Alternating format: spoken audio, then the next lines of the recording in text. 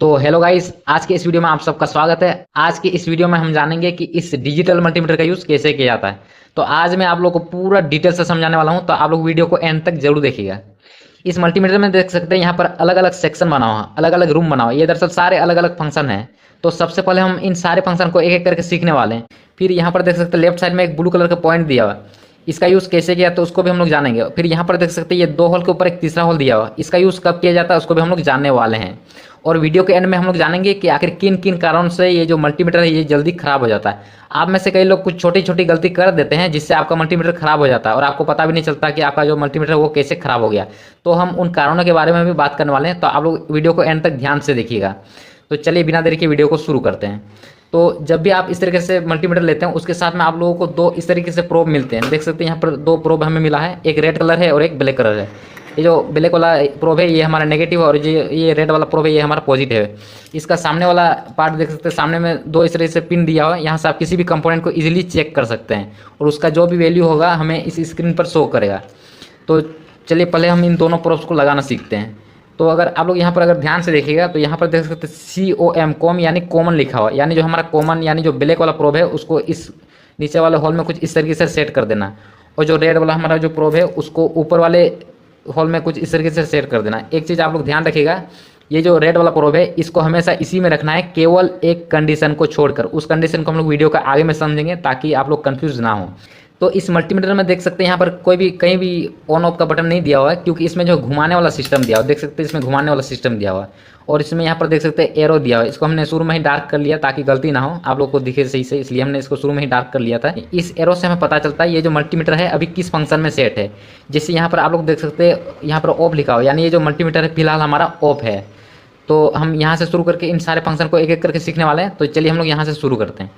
ये जो फंक्शन है ये AC करंट मेजर करने के लिए होता है। यहाँ पर देख सकते हैं V लिखा हो, यानी हम लोग AC करंट के वोल्ट को हम लोग मेजर कर सकते हैं।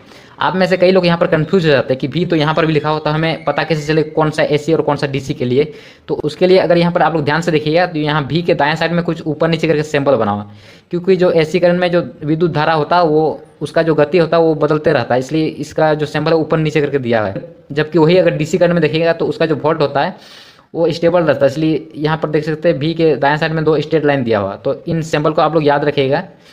तो इस AC करने वाले फंक्शन में देख सकते हैं इसके अंदर भी दो पॉइंट दिया हुआ है। यहाँ पर देख सकते हैं 200 लिखा हुआ और यहाँ पर देख सकते हैं 750 वोल्ट लिखा हुआ है। एक चीज़ और, इसमें यहाँ पर जितना भी आप लोग को वैल्यू लिखा हुआ दिख रहा है ये मैक्सिमम यानी अधिकतम वैल्यू लिखा हुआ है। यानी अगर हमें अधिकतम 200 वोल्ट अगर AC करंट मेजर करना है तो उसके लिए हमें इसको यहाँ पर सेट करके रखना होगा। और अगर अधिकतम हमें 750 वोल्ट का AC करंट मेजर करना है तो उसके लिए इसको हमें यहाँ पर सेट करके रखना होगा। तो हम घर में आने वाले करंट को मेजर करके आप लोगों को दिखाने वाले हैं। तो इसके लिए हम इसको यहाँ पर सेट करते हैं, क्योंकि घर में जो है अमूमन 250 के आसपास करंट आता है, यानी 200 से अधिक और 750 से कम है। तो इसके लिए हमें इसको यहाँ पर सेट करना होगा। तो इसको पहले हम यहाँ पर सेट कर देते हैं और इसके लिए हमने एक एक्सटेंशन बोर्ड ले लिया है, इसको हम चेक करके आप लोगों को दिखाने वाले हैं। तो इसको हम यहाँ क्यूब पर रख देते हैं और इसमें आप लोग देख सकते हैं ये चालू लाइन है, ये पहले से ऑन था। तो इसमें सिंपली ये जो दोनों प्रोब्स है इसको दोनों होल में लगाना है। एक चीज़ आप लोग ध्यान रखिए, जब भी आप लोग AC करंट मेजर करना हो ये जो प्रोब है इसको आप लोग दूर से पकड़िएगा, क्योंकि इसमें जो है शॉक लगने का चांस रहता है। तो इसको हम कुछ इस तरीके से दोनों हॉल में दोनों प्रोब्स को लगाना है। तो देख सकते हैं यहाँ पर कुछ वोल्ट शो हो रहा है, देख सकते हैं 232-33 के आसपास वोल्ट शो हो रहा है, यानी जो है इस बोर्ड में फिलहाल 233 के आसपास करंट आ रहा है। तो आप लोग इसी तरह AC करंट को इजीली मेजर कर सकते हैं। और अगर हमें 200 वोल्ट से अगर कम का AC करंट को मेजर करना है तो उसके लिए हमें इसको यहाँ पर सेट करके रखना होगा। तो आई होप आप लोग AC करंट मेजर करना सीख गए होंगे। चलिए अब हम लोग आगे बढ़ते हैं। तो हम बोर्ड को साइड कर देते हैं। अब हम लोग इस फंक्शन को देखते हैं। ये जो फंक्शन है ये DC करंट मेजर करने के लिए होता है। यहाँ पर देख सकते हैं V लिखा और उसके दाएं साइड में ये जो है DC का सिंबल है। ये जो सिंबल होता है ये DC का सिंबल होता है। देख सकते हैं दो स्ट्रेट लाइन है और नीचे डॉट डॉट करके दिया हुआ है, इसको आप लोग याद रखिएगा। तो DC करंट जो है बैटरी में होता है, तो इसके लिए हमें कुछ बैटरी लेना हो तो हम पहले कुछ छोटे बड़े बैटरी ले लेते हैं। यहाँ पर हमने कुछ छोटे बड़े बैटरी ले लेते हैं ताकि आप लोगों को समझा पाएँ। ये जो बैटरी है ये 20 वोल्ट के आसपास है, तो इसके लिए हमको इसको जो है यहाँ 20 में हमें सेट करके रखना होगा कि ये 20 वोल्ट के अंडर आते हैं, इसलिए हमने इसको 20 वोल्ट में सेट किया।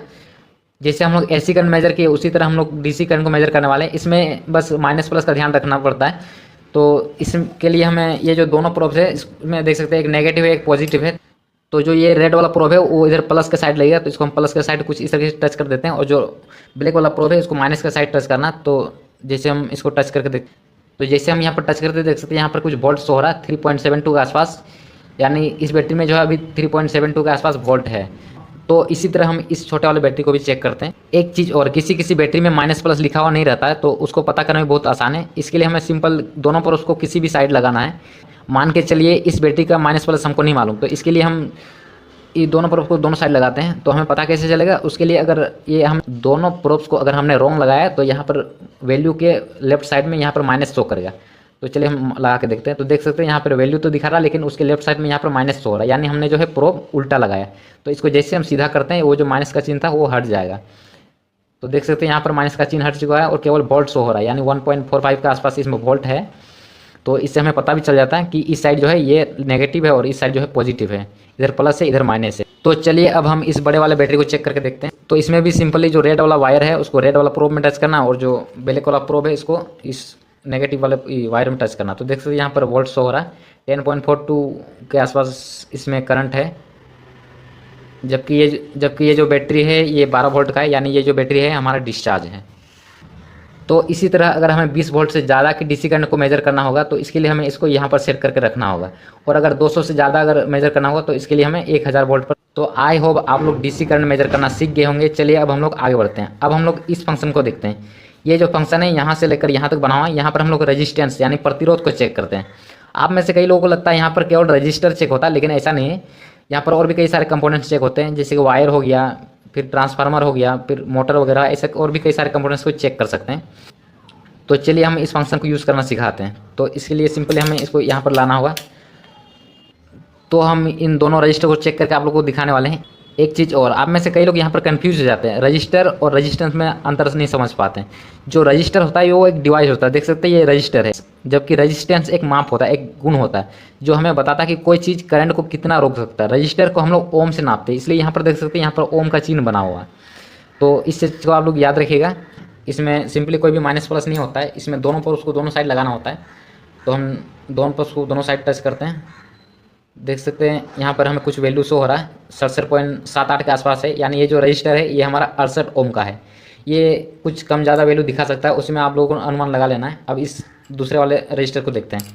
तो इसमें भी सिंपली वैसा ही करना है, दोनों पर उसको दोनों साइड लगाना है। तो जैसे हम टच करते हैं देख सकते हैं यहाँ पर यहाँ पर कोई भी वैल्यू नहीं आ रहा है, केवल एक वैल्यू आ रहा है, यानी ये रजिस्टर ख़राब है। नहीं, अभी हम नहीं कह सकते ये कि ख़राब है, क्योंकि यहाँ पर देख सकते हैं यहाँ पर इसको हमने 200 पे सेट करके रखा है, शायद ही इसका वैल्यू 200 से ज़्यादा है। तो चलिए हम इसको एक स्टेप आगे बढ़ा लेते हैं। तो इसको हमने अब 2000 में सेट कर दिया। अब चेक करके देखते हैं। तो देख सकते हैं यहाँ पर हमें कुछ वैल्यू शो हो रहा है 217-18 के आसपास, यानी ये जो रजिस्टर है ये हमारा 220 ओम का है। तो आप में से कई लोगों का यहाँ पर कन्फ्यूजन रहता है कि हमें स्क्रीन पर 217-18 वैल्यू दिखा रहा था, तो हमें पता कैसे चला ये जो रजिस्टर है 220 ओम का ही है, उससे ज़्यादा भी हो सकता है। तो देखिए ऐसा नहीं, ये जो रजिस्टर है इसका फिक्स वैल्यू रहता है। जैसे सिक्का 1 रुपया, 2 रुपया, 5 रुपया रहता है, 10 रुपया रहता है, उसमें अगर 10 गुना किया जाए तो 1 रुपया 10 रुपया में बन जाता है, 2 रुपया 20 रुपया में बन जाता है, 5 रुपया 50 रुपया में बन जाता है, 10 रुपया 100 रुपया में बन जाता है। तो इसी तरह इसका भी वैल्यू होता है। तो चलिए हम रजिस्टर के सारे वैल्यू को आप लोगों को बता देते हैं ना। तो इसके लिए हमने कुछ यहाँ पर रजिस्टर के सारे वैल्यू हमने लिख रखे हैं। तो ये यहाँ पर ये जितने भी लिखे हुए ये 10 ओम, 12 ओम, 15 ओम, ये ऐसे करके 12 गो है। ये इन 12 अक्षर को आप लोग को याद करके रखना है। जैसे कि ये 10 ओम है, ये इसमें अगर 10 गुना किया जाए तो ये 100 ओम में बदल जाएगा, 100 ओम। फिर इसमें और 10 गुना किया जाए तो इसमें जो है 1000 में बदल जाएगा। फिर इसको और गुना किया जाए तो ये जो है 10,000 में, 10 के ओम में ये जो है बदल जाएगा। तो इसी तरह ये जो बढ़ते रहता है। तो इसी तरह ये जितने भी वैल्यू लिखा है ये 10 गुना करके ये बढ़ते रहते हैं। तो इसीलिए आप लोगों को ये बस 12 अक्षर याद कर रखना है। ये याद रखिएगा, 10 ओम, 12 ओम, 15 ओम, 18 ओम, 22 ओम, 27 ओम, 33 ओम, 39 ओम, 47 ओम, 56 ओम और 68 ओम और एक 82 ओम। हम लोग जो अभी थोड़ा देर पहले एक रजिस्टर चेक किए थे वो जो है 68 ओम का था। तो यहाँ पर हमें 67 ओम दिखा रहा था, यानी ये 56 ओम से सीधा 68 ओम है, यानी 67 ओम के आसपास कोई भी रजिस्टर नहीं होता है। तो हमें सिंपली पता चल गया वो जो रजिस्टर था वो 68 ओम का था। तो इसी तरह एक और रजिस्टर था, उसका वैल्यू 120 ओम था, जबकि ये जो है 12 ओम, ये सीधा चल के इसमें 10 गुना हो जाएगा तो ये 120 में चल जाता है। तो जो हमारा दूसरा वाला रजिस्टर था वो 120 ओम का था। तो इसी तरह हमें पता चल गया था।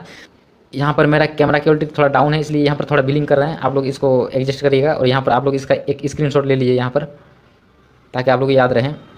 तो आई होप आप लोग इस फंक्शन को समझ गए होंगे। चले अब हम लोग आगे बढ़ते हैं।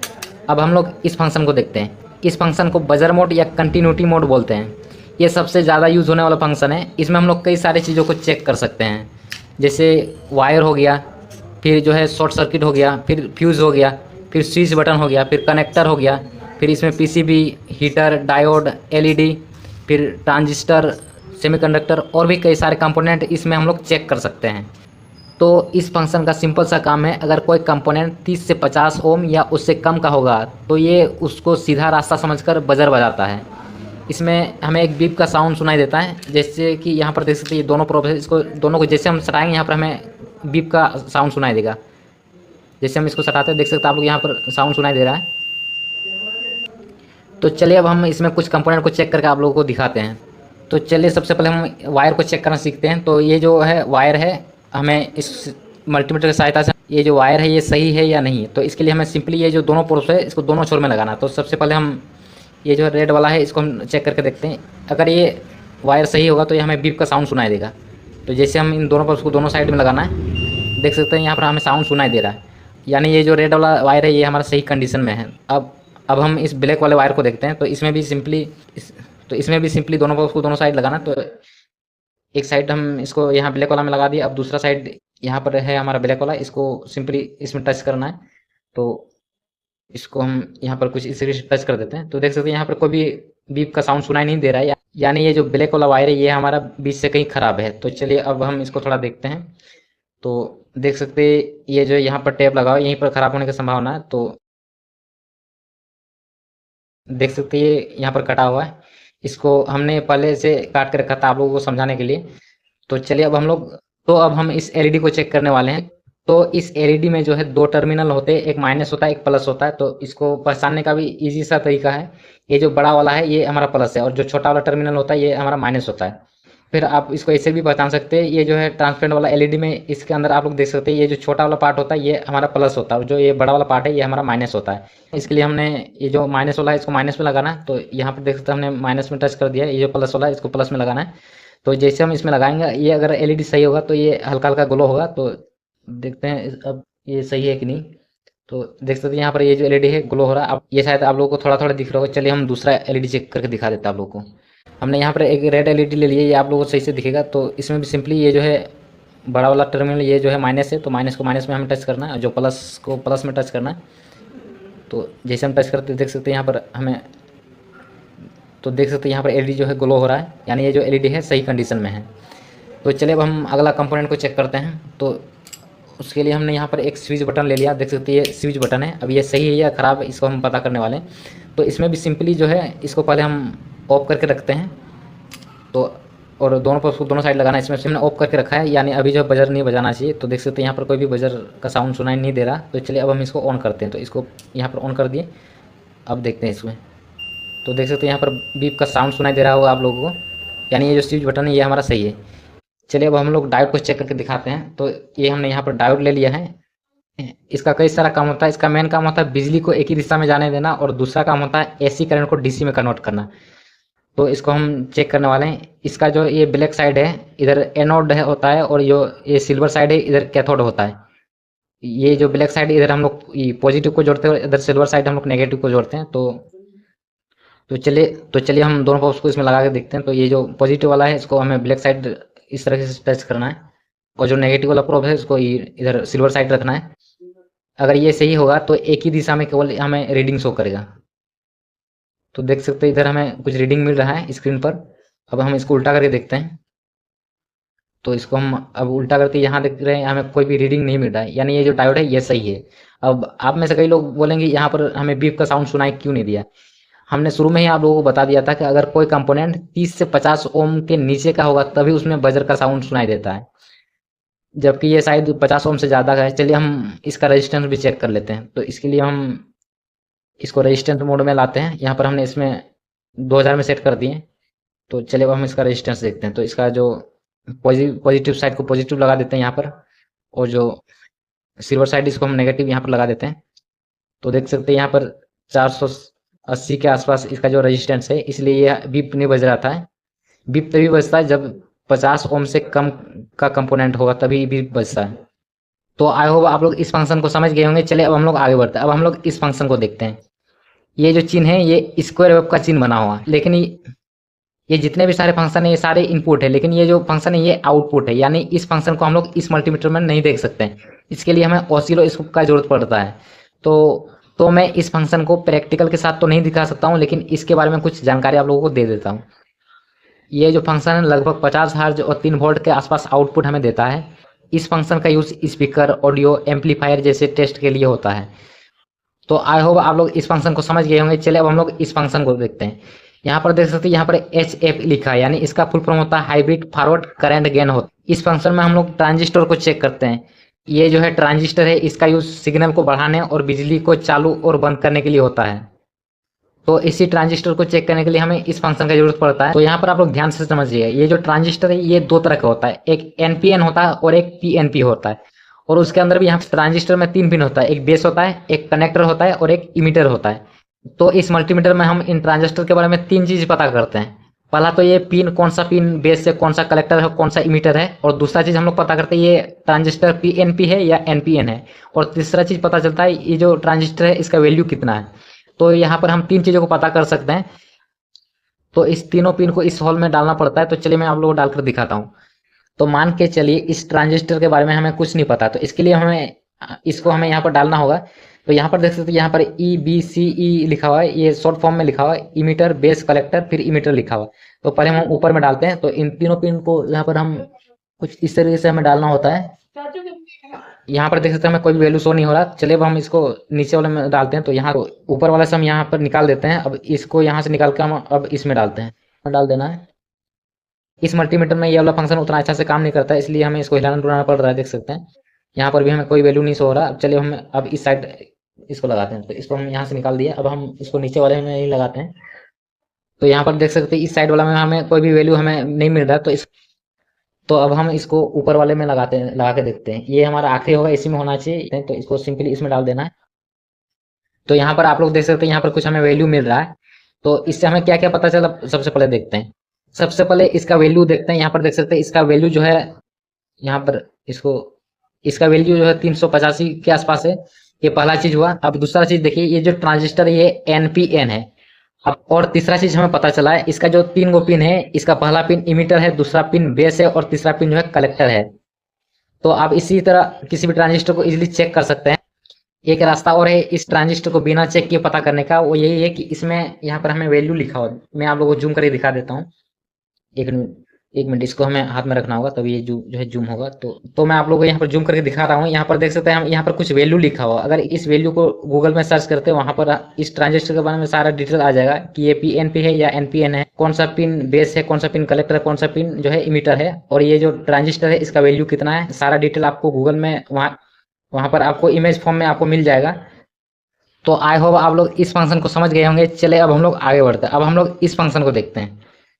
यहाँ पर देख सकते हैं 10A लिखा हुआ, यानी 10 एम्पियर लिखा हुआ, और इसके नीचे जो ये सिंबल है ये DC का है। शुरू में आप लोग को बता दिए थे यहाँ पर कि ये जो सिंबल है ये DC का है। यहाँ पर V लिखा हुआ यानी वोल्ट DC, और यानी यहाँ पर A लिखा हुआ यानी एम्पियर, वो भी DC का। तो यहाँ पर हम लोग 10 एम्पियर हम लोग DC का चेक करते हैं। और ये जो तीसरा वाला हॉल है इसका यूज यहाँ पर होता है, केवल इस फंक्शन में। तो यहाँ पर देख सकते हैं यहाँ पर लिखा हुआ कि इस हॉल का यूज केवल 10 एम्पियर करंट मेजर करने के लिए होता है, और वो भी लिखा हुआ कि यहाँ पर केवल 10 सेकंड के लिए आप इस फंक्शन को यूज कर सकते हैं। तो चलिए अब हम इस फंक्शन को यूज करके आप लोगों को दिखाते हैं। तो इसके लिए हमें इसको यहाँ पर लाना होगा। तो सबसे पहले हम इसको यहाँ से निकाल कर इस तीसरे वाले हॉल में कुछ इस तरीके से यहाँ पर सेट कर देना है। तो इसके लिए हमें एक सर्किट बनाना होगा, और उसके लिए हमें बैटरी और LED की आवश्यकता पड़ेगा। तो यहाँ पर हमने एक बैटरी जो है ले लिया है, और हमने यहाँ पर एक LED भी ले लिया है। तो जो है इस बैटरी में तार जुड़ा हुआ नहीं है। तो चलिए मैं आप लोगों को हाथ से टच करके आप लोगों को दिखा देता हूँ। तो इसके लिए हमें यहाँ पर देख सकते हैं ये जो साइड है यहाँ पर ये जो माइनस है, तो जो LED का जो हमारा माइनस है, माइनस को हमें माइनस में टच करना है। तो हमने माइनस को माइनस में टच कर दिया है। तो इधर देख सकते हैं यहाँ पर प्लस लिखा हुआ, यानी जो हमारा पॉजिटिव यानी प्लस वाला जो प्रोब है रेड वाला, उसको हमें यहाँ पर टच करना है। और जो ब्लैक वाला प्रोब यहाँ पर टच करना, और जो ब्लैक वाला प्रोब है उसको इस LED के इस दूसरे टर्मिनल में टच करना है।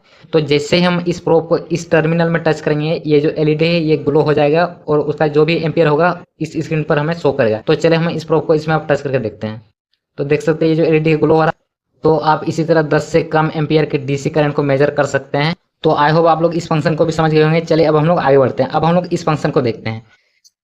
तो इसके लिए हमें इस प्रोब को पहले ऐसा करना होगा। तो अब हम इसको यहाँ से निकाल कर दूसरे वाला हॉल में यहाँ पर सेट कर दिए। तो यहाँ पर हम लोग 10 से ज़्यादा एम्पेयर के डीसी करंट को हम लोग यहाँ पर मेजर करते हैं। तो इसके लिए भी हमें सर्किट का जरूरत पड़ेगा।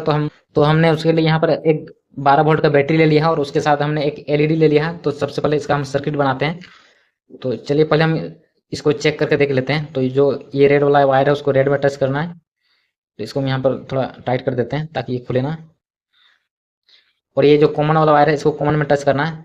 तो देख सकते ये जो एलईडी है ये हमारा ग्लो हो रहा है। ये तो इसके लिए भी सिंपली पहले जैसा करना है, ये जो ब्लैक वाला प्रोब है इसको माइनस में टच करना है। तो इसको हम यहाँ पर माइनस में टच कर दिए। और ये जो रेड वाला प्रोब है इसको एलईडी के माइनस वाले वायर में टच करना है। तो चलिए हम अब इसको टच करते हैं। तो यहाँ पर देख सकते ये जो एलईडी है ये ग्लो हो गया और यहाँ पर हमें वैल्यू शो हो रहा है 4.3 के आसपास। यानी ये जो एलईडी है ये 4.23 के आसपास एम्पियर ले रही है। तो आई होप आप लोग इस फंक्शन को भी समझ गए होंगे। अब इसमें कोई भी फंक्शन बचा नहीं है। तो चलिए हम इसको ऑफ कर देते हैं। अब हम लोग जानेंगे कि आखिर किन किन कारणों से ये जो मल्टीमीटर है ये जल्दी खराब हो जाता है। तो ये जो मल्टीमीटर है ये तभी खराब होता है जब आप कुछ मिस्टेक करते हैं। और उनमें से कॉमन मिस्टेक यही रहता है कि जब आप वोल्ट मेजर करते हैं तब आप एसी और डीसी को नहीं देखते हैं।